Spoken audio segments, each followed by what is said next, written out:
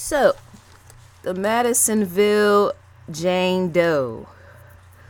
Like, subscribe, ID in the Discovery Channel. Yes, ID in the Discovery Channel. The links are provided below. Get that Discovery Go app as well as that ID Go app. You might want to get those two things combined to make them into one.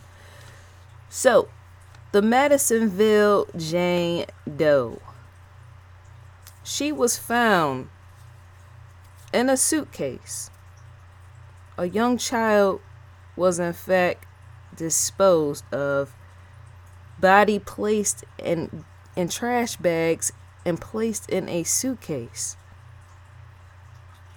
She was found right near a pasture off of Interstate 45 between Dallas and Houston. It's as if someone threw the child away. They just basically just put her there, left her there, and either walked away or whatever. With no care, right? I'm thinking no care. Some might feel otherwise. Dear viewers, leave a comment in the comment section. Let me know if you heard of this story. I'm going to go more into it. So, yes, the child's remains. It's as if they put her out the car and just drove away, right? Because to be on the side of an interstate is to say, it was a male who found the suitcase in which encased the young child's dead body. That male was mowing along the property when his machine ran into an object. It crashed right into an object, right? His machine crashed right into something right in front of it. And there stood a black suitcase with the body of a young dead child in it.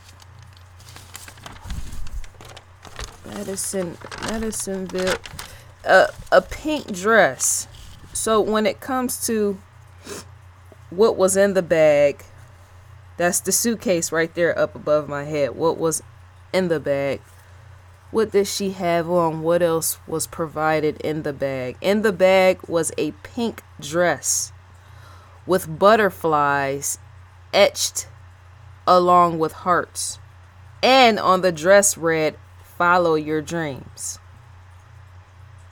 That's odd, because there was another case where a child was found dead, and that child too also had something on their shirt. That was in fact on their shirt, right? Sometimes these cases are quite similar if you really pay attention to them, is what I'm trying to say. But yes, imprinted on it was "Follow your dreams." A diaper also was found inside of the suitcase. The diaper was a size 4. You know, a diaper can tell you a lot in sizing, such as the size of a child. Because to know that the only thing that stood there was the child's remains, yes, but more so her skull to help identify her, which is how forensics, right there, how they had to do facial reconstruction based off of a CT scan. I'm going to get into that later.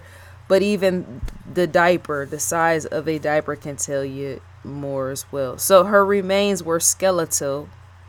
Yes, skeletal. As we know, into a feeding tube. See, when there's really nothing left, you have to go off based off of what is there. A feeding tube, a diaper, all that points in various directions. Especially say when the remains are skeletal, right? You go based upon what you find, right? The young child's remains were enclosed inside of 3 white garbage bags. So she was inside. Some might feel that that was preserving of the dead body, right? Who's to completely say? Because even to try to get rid of a body completely, when they speak of stranger danger and all the rest, right, that's not always precise. Even parents have been known, family members, yes, and try to rid in garbage bags as well, can play into that. So her age, she was around 2 to 6 years old. Remember, there was only skull along with skeletal to try to decipher her age, but the diaper tube more than anything. But she also had a medical condition too, which points in with that diaper. Don't want to leave anything out when you guys question, well, 2 to 6 years old in a diaper? Yes, she had a medical condition involving a feeding tube and more, right? So she was around 2 to 6 years old. She had a health condition by the name of micrognathia. Micrognathia. Some might say micrognathia. Micrognathia, right? Her jaw was not of its proper size, which caused issues of her not being able to eat properly. Her jaw wasn't the size that it was supposed to be. I won't say it wasn't normal, no, not that. It just wasn't the proper size for her age, right? Of children her age, right? Which is why she had a feeding tube to begin with. She was required to live with the feeding tube the rest of her life along with medical treatment, which is why I'm standing here questioning her death. Because to know a child needs a feeding tube lifelong as well as medical treatment is to say there's more to the story, to the child's story. Once again, that's the suitcase. And on that suitcase is interesting because at the bottom of the suitcase, it says e-bags. To know that bag, Denver, Colorado, right? E-bags, that's the headquarters of e-bags, right? Those bags were the company itself somewhere around 2016, but that's also when this child went missing, right? But she was not found anywhere around, and it's not in question of if she was from Denver, Colorado, right? But to connecting the dots, to say a child is found within a suitcase that was possibly ordered online. It could have been bought in a store, but e-bags is e-bags. Distribution goes along with that, such as ordering online, right? Even FBI would know that sort of thing. And so that's to say, in a sense, almost like I feel convinced that the child's death was intentional or something. Because to order a bag online, I want you, dear viewers, leave a comment in the comment section. Have you ever seen e-bags in any Walmart store? That points in with distribution. As in to order something online like an Amazon order, yes, e-bags, you can possibly find them at eBay, but remember, e-bags, those in a sense came out around the same time the young child was found dead, right? Same year. She was found September 2016, right? Very same year. And so that's to say, if I'm gonna order a e-bag online, is that e-commerce, right? That's to say I'm gonna pay for it online, then the only intention I will possibly have is to do that sort of thing to wipe my hands clean of a crime, right? I really don't think a killer or stranger danger was involved. That's not pointing in with the parents. I'm going to get into that later. But to push something away from you, it's almost like the Asia degree case, right?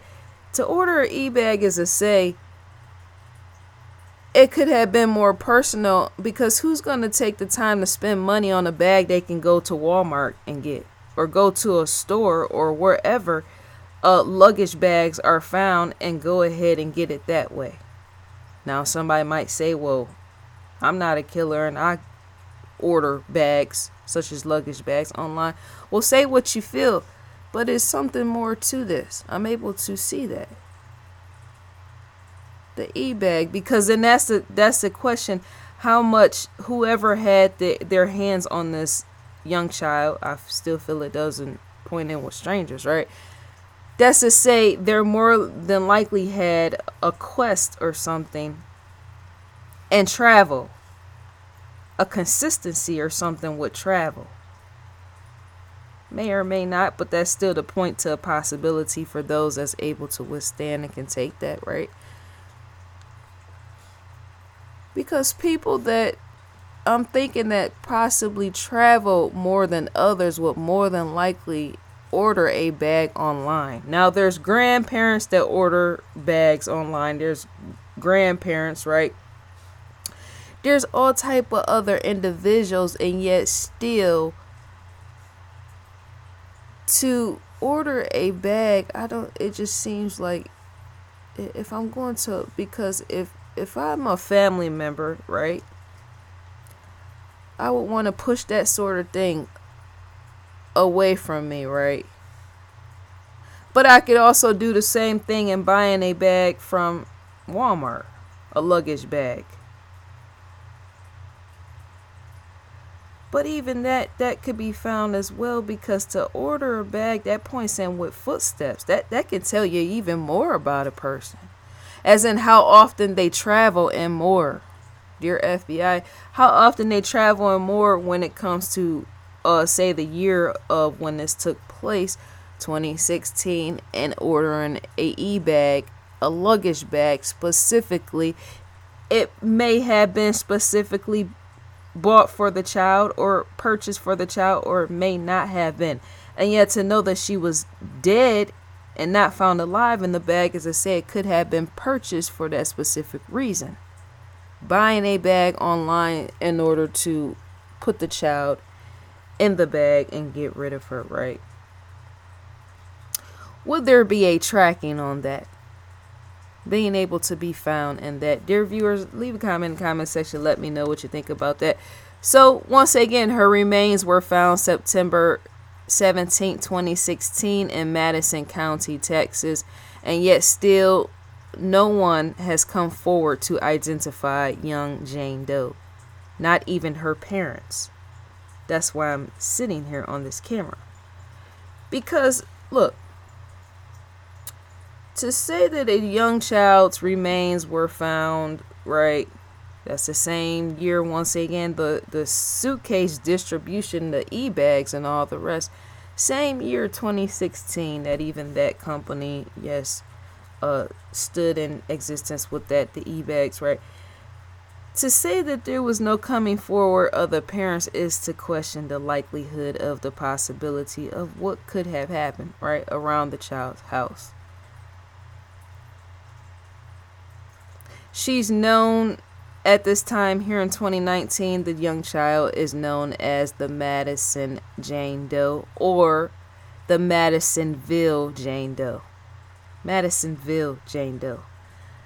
So the feeding tube that was found with her, it was 1.2 centimeters. It was implanted surgically, and on the feeding tube, you're asking, it had lettering and numbering which read as lowercase a 4069 F02. That's the lettering that was in fact on the feeding tube. It wasn't traceable, the feeding tube, via the numbers, as in through the lettering and numbers. It wasn't traceable by investigators as they had hoped, because of not enough information available to track it back to a lab or a company. Stuff like that can in fact be traced. Usually everything can be traced, but depending on how minuscule, as in how far down you break something far down, as to say, sometimes there's nothing left, because to just have that there, to have just the number and lettering on that feeding tube like that, is to say nothing's left. There's no track with it, right? She was more than likely dead for 3 to 5 months before the male at the pasture found her. Her identity is believed to be either Hispanic or Caucasian, and that's based upon forensic sciences. For those that don't know, forensic sciences plays a part and that sort of thing. And her hair was dark and thick. She too may have traces of Native American lineage. Body remains. So her body remains showed that she was not beaten. There was no signs or evidence which showed trauma. Yet her death is still ruled and was ruled as homicide. She's right there. That's the facial reconstruction by forensic artists. National Center. So IDing her. National Center for Missing and Exploited Children. I meant to finish that, right? So IDing her. It took forensic artists at National Center for Missing and Exploited Children to create a facial reconstruction based upon a CT scan of her skull. And I stated that already. I'm going to go more in depth. Just give me time, right? Because I feel that this was indeed a cover-up of some kind. Because to know that, come on now, where's the parents? So she could have been from southeast Arizona or surrounding area of Mexico. The way that they did their facial reconstruction, she almost looks like she's Mexican or something. Doesn't she, though? Right? So that could be considered, but who's to say? She could be biracial, right? Because to stand back and look, that's to say when you go to ID, you can get it there, but not all the way precisely, right? The child could be, it's in question of whether she's Caucasian or Hispanic, right? But in between all of that, along with the Native American lineage with that, right? Lineage. Along with that, she could be biracial. She could be biracial or she could have been biracial. I was going to say a lighter skinned child, fair skin, right? Black, possibly real light. But I'm thinking either what they said or biracial. There's really no specifics yet. You want to go in depth, right? So she could have been from southeast Arizona or surrounding area of Mexico. So that would be considered southwest United States. Contact the National Center for Missing and Exploited Children if you or anyone you know knows anything. So my questions, dear viewers, is the Madisonville Jane Doe a child no one wanted? Think about that when situations happen when there is no family member stepping forward to say, well, that's my child, or that's my cousin, or that's my sister, or that's my brother. If it takes teams of forensic artists and all the rest to identify, right, that's to say that's a closed casket with that, right? But two, no one steps forward. No one says, look, that's my child right there, right? There's more to the story. Is the Madisonville Jane Doe a child no one wanted or no one could afford? Is she a child no one could afford based upon her needing lifelong treatment? Is the reason she is dead is because no one could afford her because of her medical conditions? Who places a child, this is question number 2, who places a child dead in a suitcase and walks or drives away? I want you, the viewer, leave a comment in the comment section. Let me know, or if you don't want to do that, ponder in your mind. With that, who could have did that? What type of people do that? Yes, likelihood of stranger danger, I said that, but once again, to know that there's no parents coming forward to listen, to have a child that possibly was missing or went missing is to say, I'm going to speak on that in a bit. But the question of the parents, I'm odd enough to call that out, right? Because a bright mind follows along with even that. So follow your dreams on the child's, yes. Follow your dreams was etched here, right?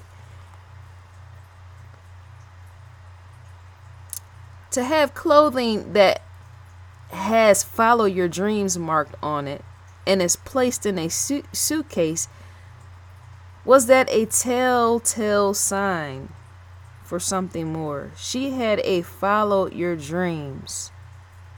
The wording, I'm saying, specifically etched on clothing worn by the child. That sounds, the wording, follow your dreams, and placed into a suitcase after either being killed or you died in some way, right? And you're placed in a suitcase. That almost sounds symbolic. Follow your dreams. And now you're dead in 3 garbage bags, as well as you're inside a suitcase. Found, thrown off in a pasture. Follow your dreams.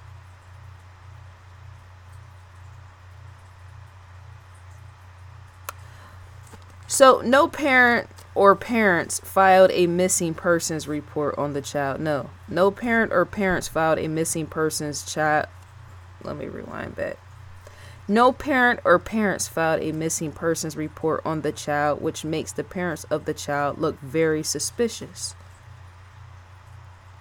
Usually the FBI will scour around various areas to try to locate possible parents of the remains of the dead child, and still nothing. Nothing remains but that suitcase, as well as her remains and her facial reconstruction. No one saying, well, I'm Jane Doe's mother, or I'm Jane Doe's father, or... Remember, all this is highlighted to the public once children are, in fact, the remains are found, detected, right?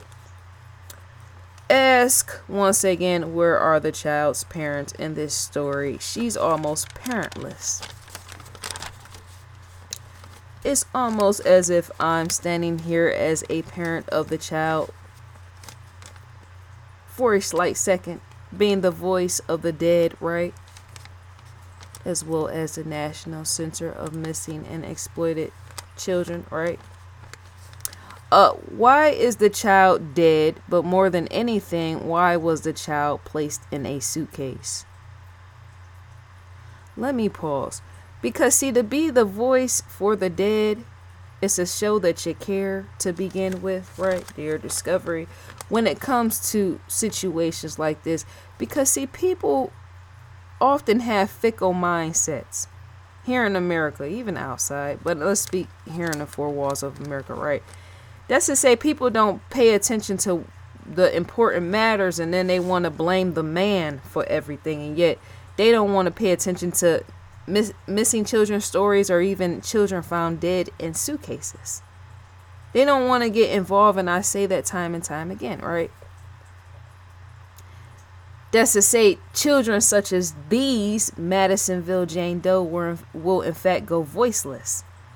Because to not have a parent step forward, or a family member or loved one, grandparents and all the rest of the child, to not have anyone step forward is to say, well, who's going to be the voice of the child? As she should have multiple voices.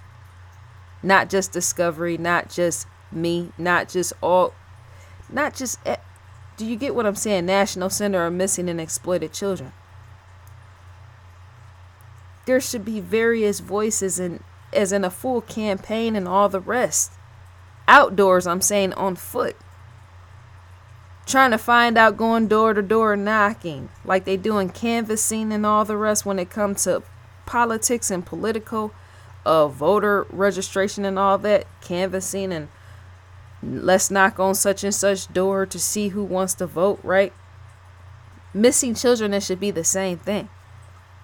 Because that stands village mindset, a showing of care in place of a lack of care, right?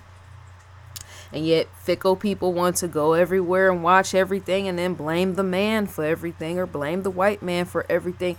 And yet stories like this bypass their eyes, right? Minds and time.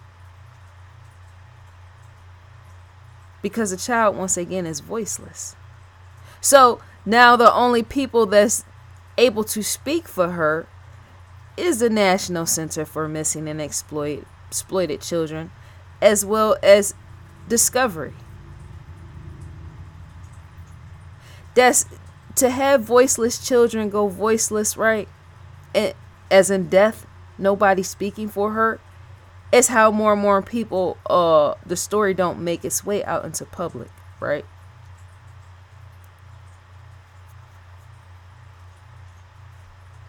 The lack of care in society. So why is the child dead? But more than anything, why was she placed in a suitcase? Because usually suitcase points in with cover up. See, strangers and all the rest, when it comes to killing children and all the rest, many of them don't care. It depends on the situation. They will possibly take a suitcase. I'm asking this again, would a stranger buy a suitcase from online? A real killer, serial killer, or a real killer.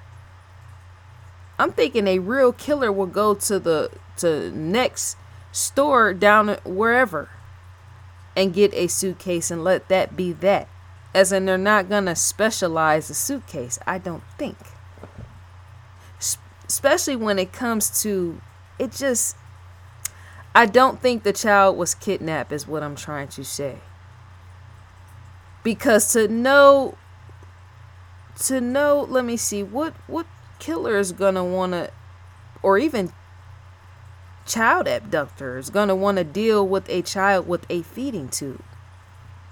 Feeding tubes, there's a cleaning process that goes along with that. There's a rotation time, as in knowing when to feed her and all the rest, right? There's a medical treatment, as in there's more underlying all. Consider stranger danger when it comes to this child. I feel that she was not kidnapped, no. Logic and reasoning is able to look straight through, right? As in a pinpoint through on what could possibly have occurred and taken place. Because once again, a killer more than likely wasn't going to purchase a e-bag online from e-stores anywhere, Amazon or anywhere else. A killer more than likely would have went to a regular store, got some, or even went to a hand-me-down store. You never know about killer, right?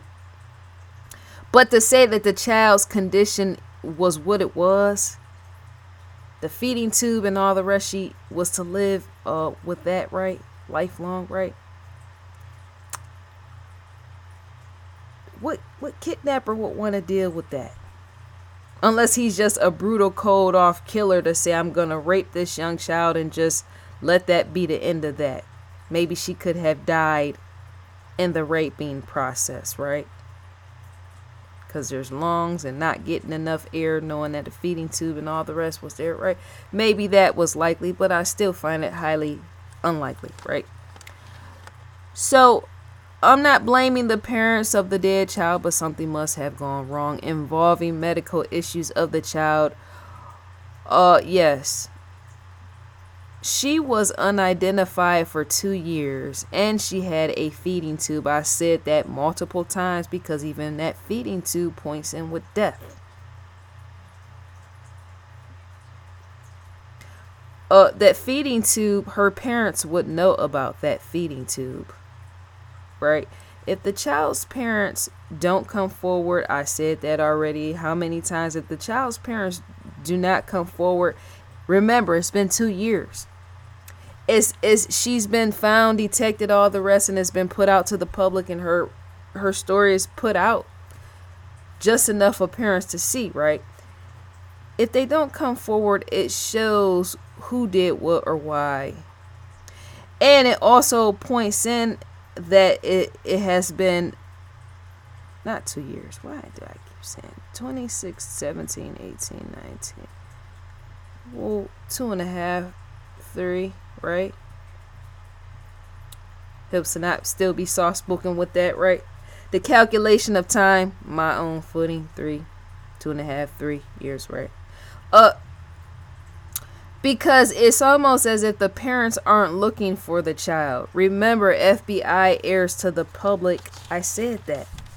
When a child, the remains are found, they also have the photo to go with that.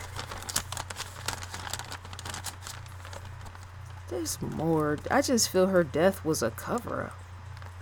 All seeing eye tells me all, dear viewers. With even that, mind's eye, right? Dear viewers, also,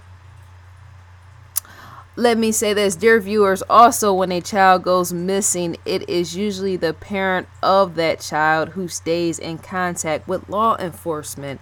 Who doesn't know that sort of thing? Not everybody does, which is why I'm pinpointing to you that is in fact the likelihood, right? Let me say this again. When a child goes missing, it is usually the parent of that child who stays in contact with law enforcement. The parent of the child stays in contact with law enforcement because the parents are usually worried over the child's well-being. So once again, there was no missing persons report filed on the child, right? The parents didn't stay in contact with law enforcement, shows right there. I'm going even more in depth and deeper with the shovel with that, right? So the parent would want to stay in contact with law enforcement, especially if a child ever goes missing and the child was as sickly as this child was, with a feeding tube. That parent will be all over law enforcement to find their baby, because to have a feeding tube is to say even death could be met in that if the parent and the child do not stick together and say the parent is, or say the child is carried off with some individual the child does not know, right? Such as a possible suspect or so, right? A parent will be leery of that sort of thing because a parent is used to caring for a sickly child who had a feeding tube, which was supposed to lead on. That feeding tube was supposed to stick with that child lifelong. That could have been 80, 90 years old, however long the child would have lived, right? And so usually a parent would know, well, I'm the only person that is able to care for this child. And so some parents have been known to scream and go off at law enforcement when they can't find a baby like that, right? Even after 2.5, 3 years or however long has went on. Parents aim for justice with that, right? So the parents would still be searching for the sick child, such as this sick child, even if she were missing, and those parents would still be doing such searching for this sick child even without law enforcement, because there's parents who have been known to go on foot and stalk around neighborhoods and all the rest to try to see if they could find their child, if the child ever went missing, right? There's parents that go in groups, as in even family and friends get involved, and they do it monthly, if not weekly, with that looking, no matter how many years go by. And they even have remembrance vigils for the child, even if the parents don't feel that the child is dead, right? They stay consistent with looking for the child, right? So once again, on the end of the parents, it shows the levels of care on the end of the parents. A parent of a child who had a lifelong need for medical treatment and a feeding tube, that parent would not only stay in the face of law enforcement, those parents would consider her medical treatment, right? She could have died in the hands of any stranger, right? More than likely didn't happen, right? But her parents would have stayed in the face of law enforcement to find the child. And I said that for the 5th time.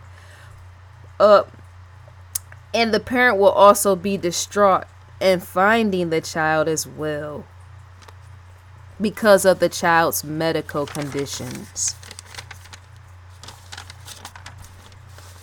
a parent will want to find that child right away.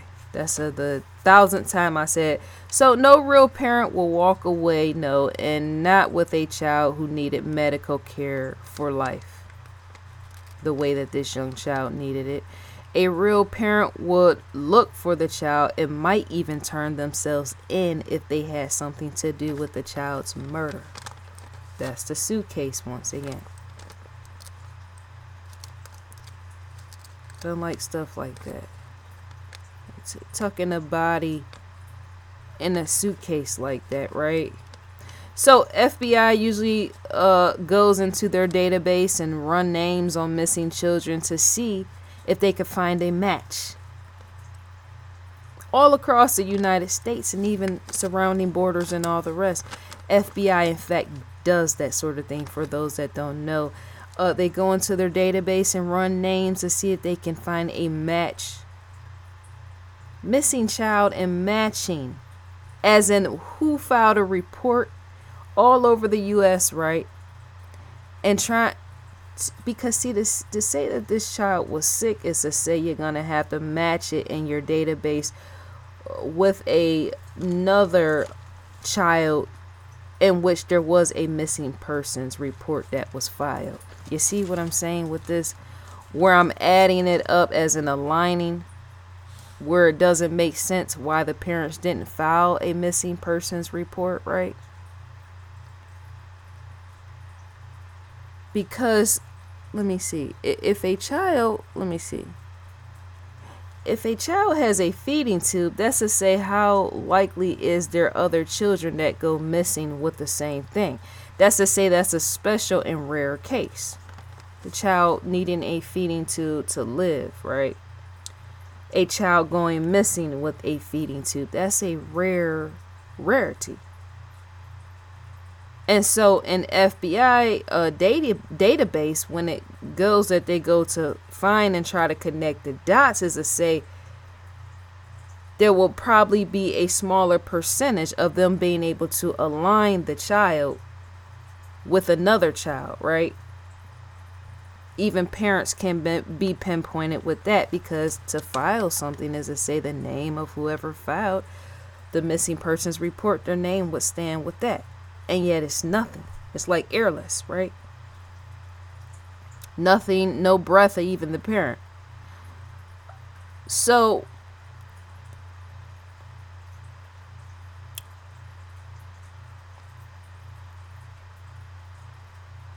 let me pause.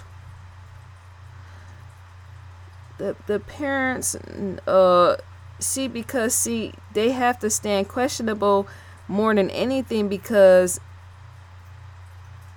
FBI would need to beg the public to help identify who the child may be, as in the photos right there, right? But the way that all this is as if even FBI knows what could have possibly occurred, just like I know, right? In a sense, or I can sense or feel, right? But the way everything is etched out on the end of FBI and National Center of Missing and Exploited Children, it's almost as if, even when they say it, right, the organization, when they say it, it's almost as if they're begging the family or the parents to say, yes, this is my child, right? Anytime you got to go that far in the begging nature is to say, well, you know, what is with that? The cause and effect, the likelihood of going to jail, as well as who did what, right? The begging of trying to identify. Come help us. Let us know. Because see, on their website, National Center for Missing and Exploited Children, it was stated, you know, we know someone has to know this child. Yes, a parent knows this child. Does that or does that not make sense? For an organization to have to say that, we know, in bold caps, did anyone know the child with the feeding tube? No, nobody, no mother has a child come through a birth canal and then just ride off into the sunset.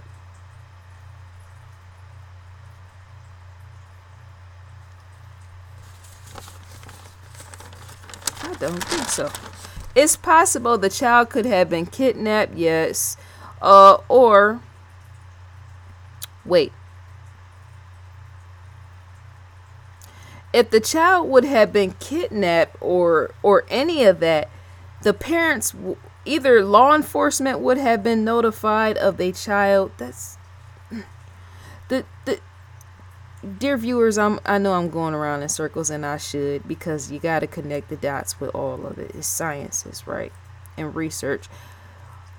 Once again, if the child would have been kidnapped, or if the child would have been taken by a stranger, either law enforcement would have been notified by the parents, or the parents would have been notified by law enforcement. One or the two. I said it 1,000 times, right? There's a vacancy. There's no occupancy on the end of somebody in family. There's something very off about the child's story, such as her whereabouts before death or before being killed. See, someone seen or saw the child last before she was found in a suitcase, which could tell more, or why she was in a suitcase to begin with. To know a child needed a feeding tube for life points in with finances of her family. Needing a feeding tube for life, the financial area or of her family. That points in because she needed more than just the feeding tube, medical treatment, right, for life. That points in with the finances, once again, of the family, and if they were capable of paying for what all she needed in treatment to keep the child living, right? Maybe the family couldn't afford the treatment, medical treatment needed by the child. These are some possibilities. I had to think up all type of ways, right? Maybe the family of the child couldn't afford the medical treatment needed by the child, right? And or maybe the parents could no longer care for the child for the remainder of the child's life. That treatment, knowing lifelong, because even that's a question if it was one parent in the home or two. That points in too with what you can afford for medical supplies, right? If it was only a single household, that's to say even more so. If that individual had more than one child, that's to say you need more time to care for a child, right? If you are a working mother, that's to say that's even more time to pay someone to care for that child that the parent may or may not have had. Taking care of a child and needing someone to help you with that sort of thing. There's caregivers for that type of thing, and yet even they would have needed to be paid, right? There's a tiredness that comes with even parents dealing with sickly children when a child has multiple conditions, and say the parent becoming tired of dealing with the situation too, is how young children get killed with that. Not saying brutally killed or anything like that, but pills to put the kid to sleep and all that. It's all type of things that is done to handle that, right? Let's see. Something with it. I said that maybe the parents couldn't handle the child's health situations long term, because it gets to thinking, waking up in the morning and saying, well, I gotta, dress her, give her a bath. All that goes together. Giving a bath to a child with multiple medical conditions, right? And that feeding tube, hooking stuff up and all the rest, to know that a parent would have had to deal with that lifelong. Putting her in a bathtub, she's got a feeding tube and all the rest, right? Whatever else medication she was on, as I say, even parents would start to get tired and think, I don't think I can handle this for the rest of her life. Even some parents get to thinking I might not even get to see the child's last days. You don't know, right, what all happened, right? That's why I'm not saying completely that they're guilty, and yet something more is there in the family. Maybe they got tired of seeing her suffer. I said that, right? Let's see. In the past, there have been situations of children being found dead in suitcases. And the shocking part is, when it comes to the light, it's usually, and it has been, either of the child's parents that were involved, or it was a boyfriend or girlfriend of the child's parent that was involved in killing the child and stuffing the dead body of the child into a suitcase. This is none new, as it has happened and more than likely will continue to keep happening, right? The killing of children and stuffing them in suitcases. There was in fact a story where a mother killed her son and dropped him down, I believe it was a pond or a lake, because remember, dead bodies in fact carry weight. So to drop a dead body in a lake or in a pond, as to say, it's gonna, the weight of the suitcase from the dead body is gonna go down where it can't be found, right? A mother in fact did that towards her son. Killed him, put him in a suitcase, and yes, dropped his body down in a lake or a pond. This type of information you can in fact Google if you want to know more, right, outside of discovery. Yeah, usually it's the parents being found to be the ones that who committed the murder, or their boyfriend or girlfriend, right? Usually it surrounds right around the family, not family, friends, and all the rest. It's usually right in the family. So I'm speaking on this has to be covered up, right? Suitcases. To have a child found in a suitcase, is to say, it sounds personal. It sounds very, very personal. I said that. I'm the type who would question all around the suitcase, such as, where did it come from and why was it there to begin with?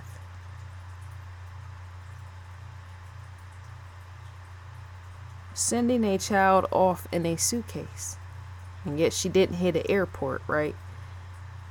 That's to say, this child they could have picked a million places to place the dead body of the child. They could have suitcases. First off, suitcases are usually found in homes and not outdoors, right?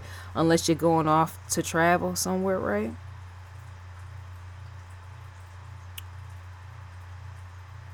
I still don't think that's stranger danger. I know a viewer out there is thinking, well, maybe a stranger had her and, kicked her off to the side of the road in the suitcase. I still don't think. I still don't think that.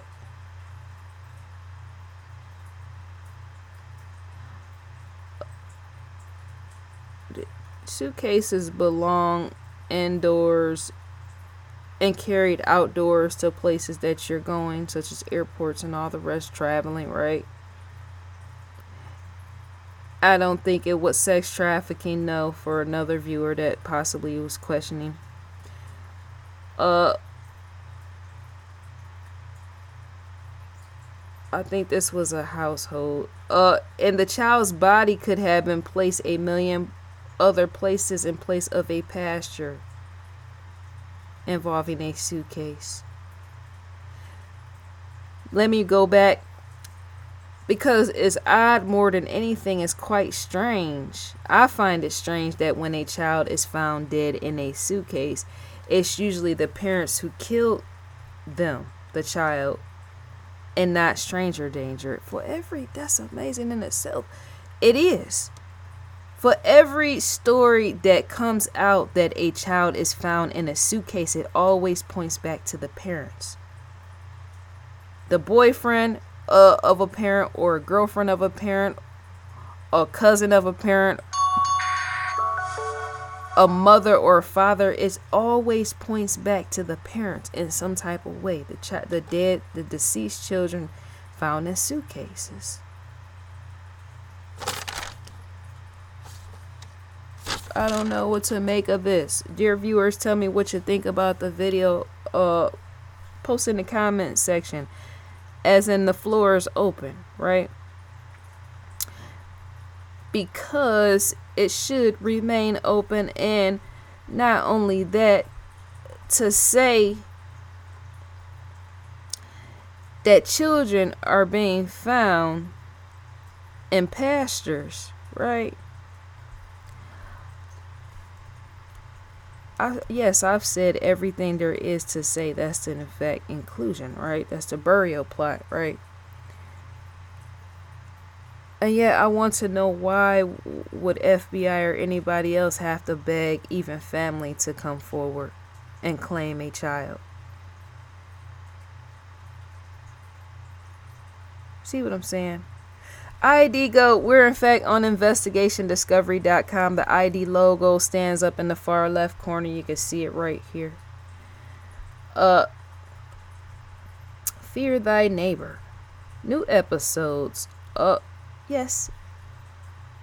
To gain access to this right here, you're gonna provide who you're subscribed to right here. That's the only way you can gain access, because it's padlocked down. Unlock episodes.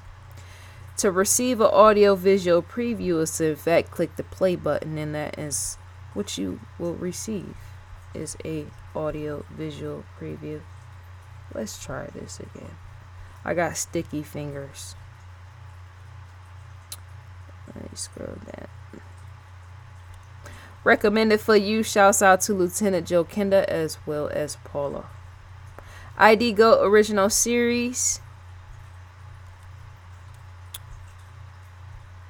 Sciences. Forensic sciences. The crime feed. Crime feed news. To gain access to the crime feed is a click right within here, and you in effect be directed to the outside, to the crimefeed.com, full of latest, greatest murder and mayhem. To receive a newsletter is to type your email address in and click next, and you would in fact receive a newsletter from Investigation Discovery.